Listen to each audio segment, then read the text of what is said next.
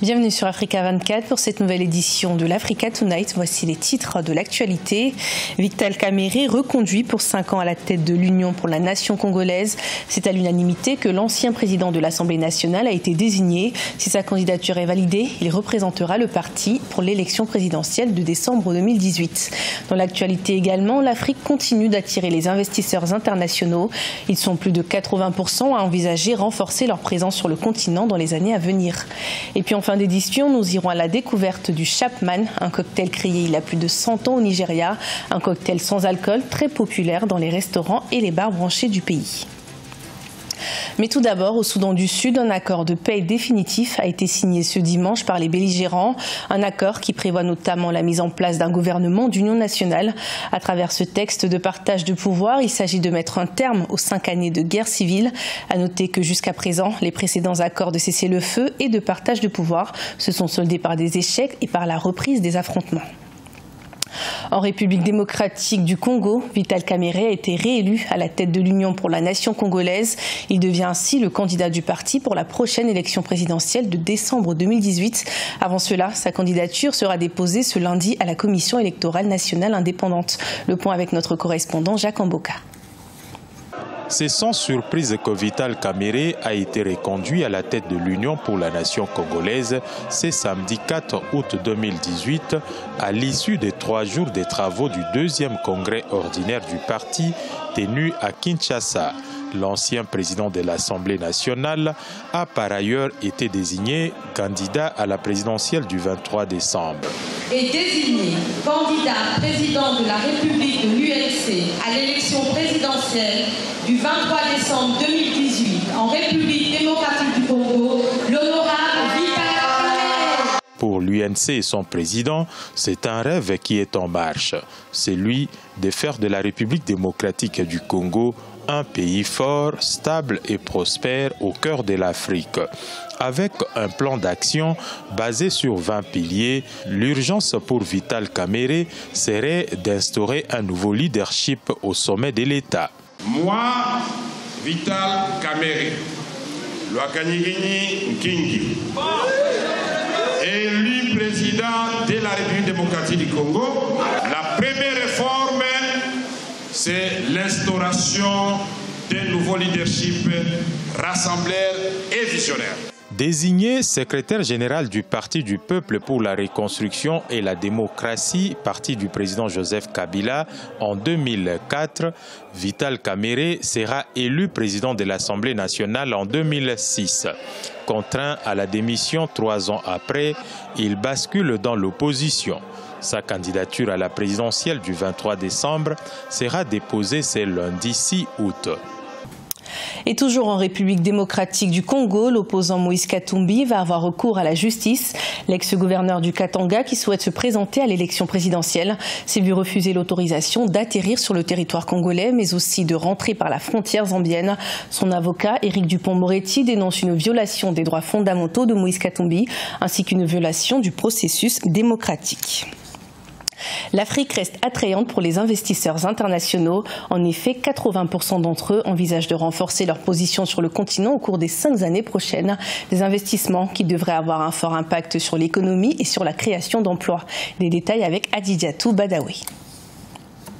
Au cours des 5 prochaines années, le continent africain accueillera environ 80% des investisseurs internationaux. C'est ce que renseigne l'étude menée en fin juillet 2018 par la Havas Horizons, un service de conseil dédié aux pays émergents. Une amélioration de 49% du climat des affaires est envisageable. Mais quels pourraient être les secteurs clés qui favoriseront les investissements et impulseront l'économie du continent? Les secteurs liés au développement des infrastructures de transport, de télécommunications, de l'énergie nécessaires au secteur agricole devraient constituer l'essentiel des besoins d'investissement pour l'Afrique. Selon la Banque africaine de développement, les flux financiers externes à destination du continent en 2017 se sont chiffrés à 180 milliards de dollars avec 49 milliards de dollars d'investissements directs. En revanche, la sous-région Afrique de l'Ouest semble être plus attractive avec 64% d'investisseurs. L'Afrique de l'Ouest reste la destination privilégiée des investissements compte tenu du climat des affaires favorable et d'une intégration sous-régionale effective et nécessaire à la croissance économique.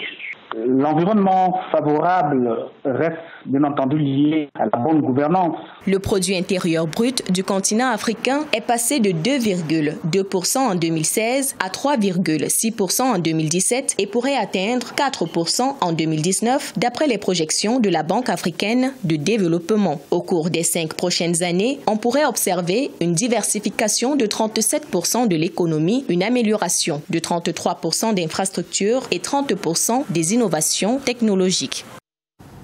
En Côte d'Ivoire, moins d'un tiers des femmes sont entrepreneurs. Face aux difficultés pour trouver des financements, rares sont celles qui vont jusqu'au bout de leur projet. Mais Marie-Louise Saïs fait partie des quelques femmes entrepreneurs. Et c'est dans la protection de l'environnement qu'elle s'est investie. Voyons son portrait dans ce reportage de notre correspondant Olivier Conan. Préserver l'environnement et promouvoir l'hygiène publique, c'est l'ambition de Marie-Louise Saïs, une femme entrepreneur ivoirienne. Elle a décidé de contribuer à l'assainissement de la ville d'Abidjan avec un projet écologique réglant un problème, celui du nombre insuffisant de toilettes publiques. En conséquence, les populations sont obligées de se soulager dans des endroits peu adaptés. En plus de la gêne occasionnée par les odeurs, c'est un risque de santé publique par l'apparition de maladies dues au manque d'hygiène. Elle a imaginé la création d'une chaîne de toilettes publiques disséminée dans toutes les communes et gérée à distance grâce aux nouvelles technologies. En emploi direct et dans un temps immédiat, nous avons plus de 400 employés qui vont travailler directement sur le projet.